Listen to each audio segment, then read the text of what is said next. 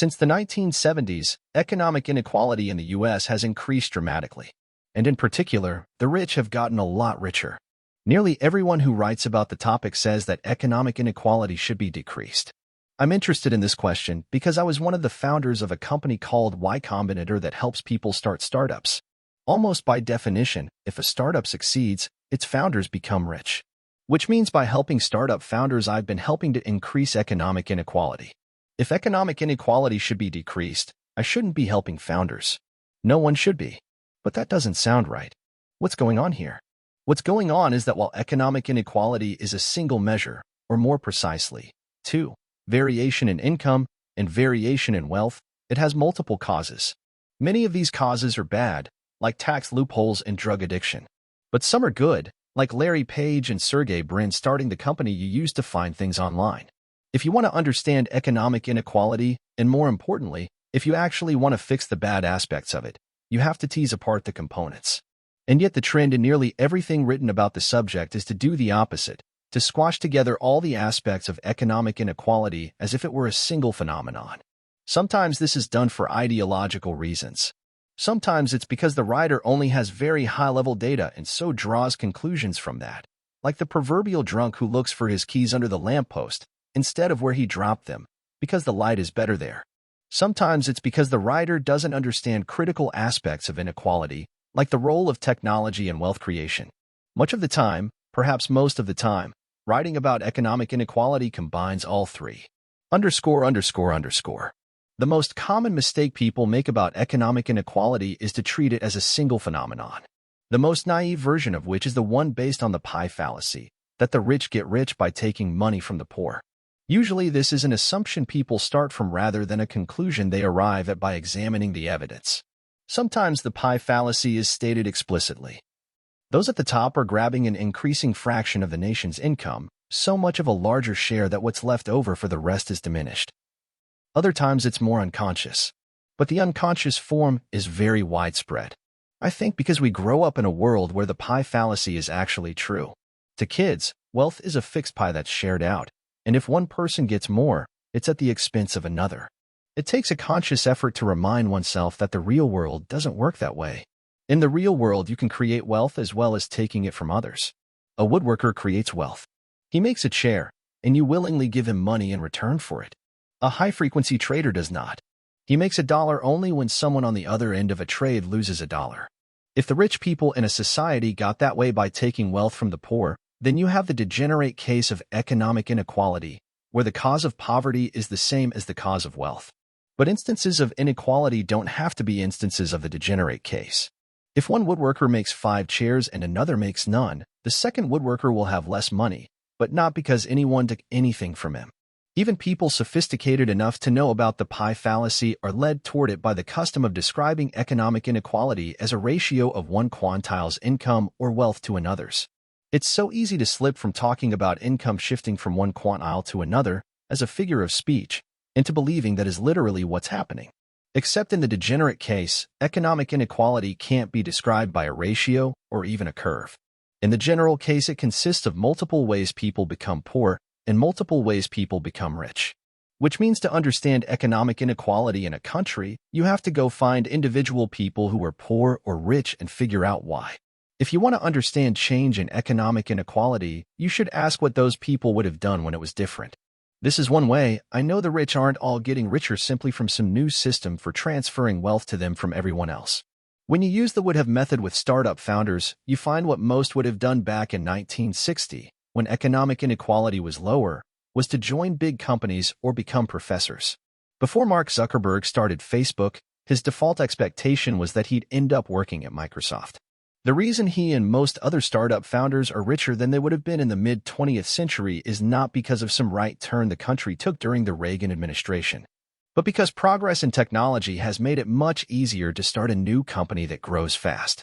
Traditional economists seem strangely averse to studying individual humans. It seems to be a rule with them that everything has to start with statistics. So they give you very precise numbers about variation in wealth and income, then follow it with the most naive speculation about the underlying causes. But while there are a lot of people who get rich through rent-seeking of various forms, and a lot who get rich by playing zero-sum games, there are also a significant number who get rich by creating wealth.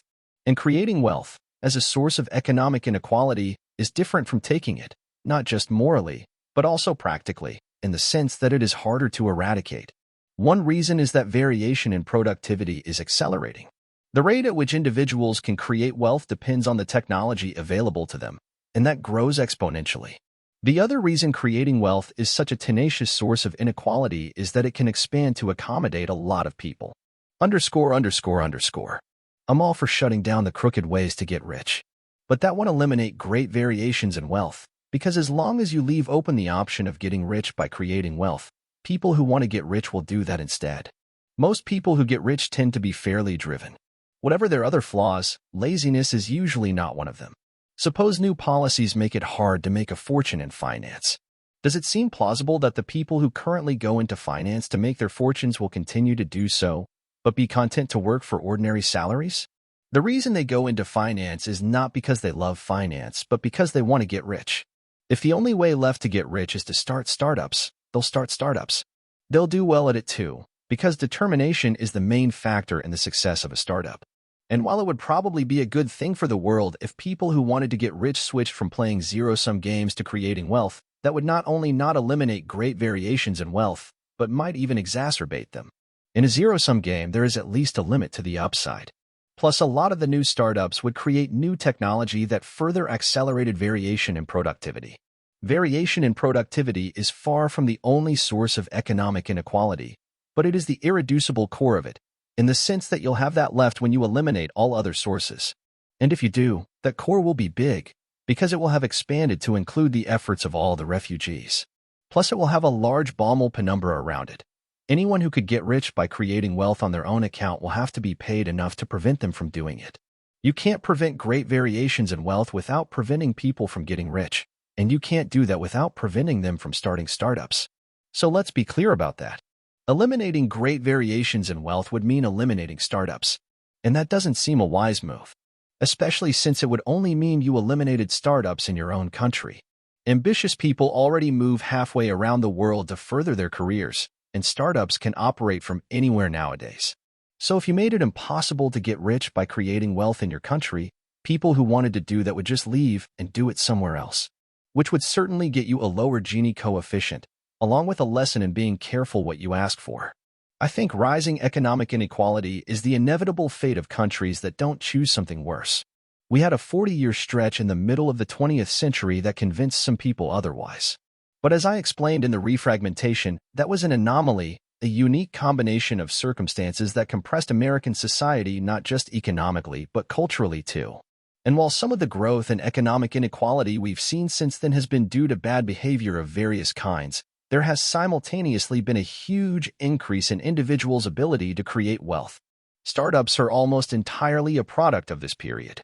And even within the startup world, there has been a qualitative change in the last 10 years. Technology has decreased the cost of starting a startup so much that founders now have the upper hand over investors. Founders get less diluted, and it is now common for them to retain board control as well. Both further increase economic inequality, the former because founders own more stock, and the latter because, as investors have learned, founders tend to be better at running their companies than investors. While the surface manifestations change, the underlying forces are very, very old. The acceleration of productivity we see in Silicon Valley has been happening for thousands of years. If you look at the history of stone tools, technology was already accelerating in the Mesolithic. The acceleration would have been too slow to perceive in one lifetime. Such is the nature of the leftmost part of an exponential curve. But it was the same curve. You do not want to design your society in a way that's incompatible with this curve. The evolution of technology is one of the most powerful forces in history. Louis Brandeis said, "We may have democracy, or we may have wealth concentrated in the hands of a few, but we can't have both." That sounds plausible. But if I have to choose between ignoring him and ignoring an exponential curve that has been operating for thousands of years, I'll bet on the curve. Ignoring any trend that has been operating for thousands of years is dangerous. But exponential growth, especially, tends to bite you. Underscore. If accelerating variation in productivity is always going to produce some baseline growth and economic inequality, it would be a good idea to spend some time thinking about that future. Can you have a healthy society with great variation in wealth? What would it look like? Notice how novel it feels to think about that. The public conversation so far has been exclusively about the need to decrease economic inequality. We've barely given a thought to how to live with it. I'm hopeful we'll be able to. Brandeis was a product of the Gilded Age, and things have changed since then. It's harder to hide wrongdoing now. And to get rich now, you don't have to buy politicians the way railroad or oil magnates did. The great concentrations of wealth I see around me in Silicon Valley don't seem to be destroying democracy. There are lots of things wrong with the U.S. that have economic inequality as a symptom. We should fix those things. In the process, we may decrease economic inequality. But we can't start from the symptom and hope to fix the underlying causes. The most obvious is poverty. I'm sure most of those who want to decrease economic inequality want to do it mainly to help the poor, not to hurt the rich. Indeed, a good number are merely being sloppy by speaking of decreasing economic inequality when what they mean is decreasing poverty. But this is a situation where it would be good to be precise about what we want. Poverty and economic inequality are not identical. When the city is turning off your water because you can't pay the bill, it doesn't make any difference what Larry Page's net worth is compared to yours. He might only be a few times richer than you, and it would still be just as much of a problem that your water was getting turned off. Closely related to poverty is lack of social mobility. I've seen this myself. You don't have to grow up rich or even upper middle class to get rich as a startup founder, but few successful founders grew up desperately poor. But again, the problem here is not simply economic inequality. There is an enormous difference in wealth between the household Larry Page grew up in and that of a successful startup founder, but that didn't prevent him from joining their ranks. It's not economic inequality per se that's blocking social mobility, but some specific combination of things that go wrong when kids grow up sufficiently poor. One of the most important principles in Silicon Valley is that you make what you measure. It means that if you pick some number to focus on, it will tend to improve, but that you have to choose the right number, because only the one you choose will improve. Another that seems conceptually adjacent might not. For example, if you're a university president and you decide to focus on graduation rates, then you'll improve graduation rates. But only graduation rates, not how much students learn. Students could learn less if to improve graduation rates you made classes easier. Economic inequality is sufficiently far from identical with the various problems that have it as a symptom that we'll probably only hit whichever of the two we aim at. If we aim at economic inequality, we won't fix these problems. So I say let's aim at the problems. For example, let's attack poverty, and if necessary damage wealth in the process. That's much more likely to work than attacking wealth in the hope that you will thereby fix poverty. And if there are people getting rich by tricking consumers or lobbying the government for anti-competitive regulations or tax loopholes, then let's stop them. Not because it's causing economic inequality, but because it's stealing. If all you have is statistics, it seems like that's what you need to fix. But behind a broad statistical measure like economic inequality, there are some things that are good and some that are bad, some that are historical trends with immense momentum and others that are random accidents. If we want to fix the world behind the statistics, we have to understand it and focus our efforts where they'll do the most good.